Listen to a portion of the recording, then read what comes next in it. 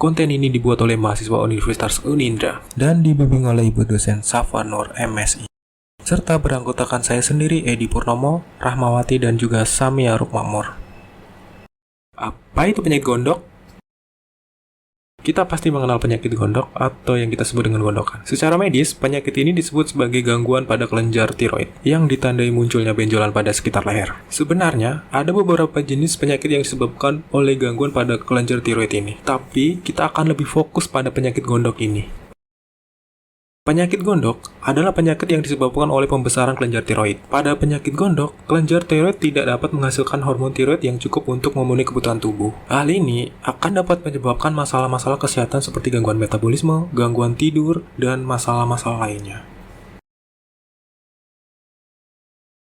Dilansir dari jurnal ilmiah Ginekolologi dan Ilmu Kesehatan yang dilakukan oleh Eni Rati dan Sutriani dari Universitas Tribunama Malang, gondok atau kekurangan zat beriodium adalah sekumpulan gejala-gejala yang timbul karena tubuh seseorang kekurangan unsur iodium. Iodium yang dikonsumsi akan diolah kelenjar gondok untuk pembentukan hormon. Hormon ini adalah hormon tiroksin yang berguna untuk pertumbuhan dan perkembangan fisik secara mental. Terus, bagaimana penyakit ini bisa muncul? Seringkali, gangguan penyakit ini muncul secara tiba-tiba. Umumnya, karena kekurangan hormon pada kelenjar tiroid. Kelenjar tiroid ini menghasilkan dua hormon, yaitu T3 dan T4. Secara kerja, hormon ini membantu dalam metabolisme tubuh, yang berperan aktif untuk mengatur tekanan darah, kehangatan tubuh, detak jantung, kadar kolesterol, dan lain sebagainya. Kelenjar ini bekerja secara otomatis, yang secara ilmiah bagian dari sistem endokrin yang dapat menghasilkan hormon. Mekanisme dari kelenjar tiroid ini menggunakan iodium.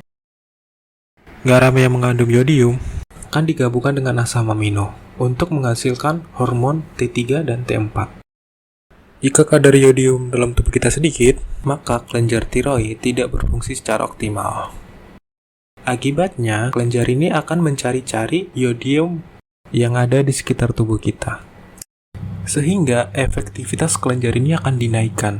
Akumulasi dari peristiwa-peristiwa tersebut akan menyebabkan pembesaran pada kelenjar tiroid kita dengan ditandai benjolan di pipi serta pada bagian leher kita, sehingga mengganggu penampilan pada diri kita.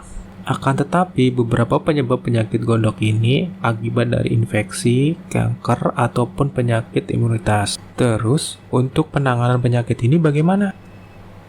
Untuk mengatasi gangguan ini, kita harus melakukan diagnosa terlebih dahulu, tergantung pada jenis gangguannya.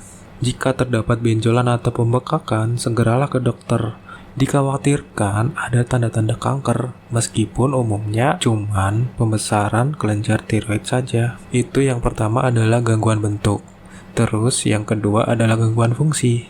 Gangguan fungsi ini disertai juga dengan pembengkakan, dengan gejala seperti menurunnya nafsu makan, gelisah, mudah berkeringat, serta penurunan berat badan. Dan ada juga yang tidak terjadi pembengkakan. Untuk awal-awal gejala ini, pengobatannya haruslah ke dokter, karena obat yang dijual di pasaran, yang di umum, itu tidak ada.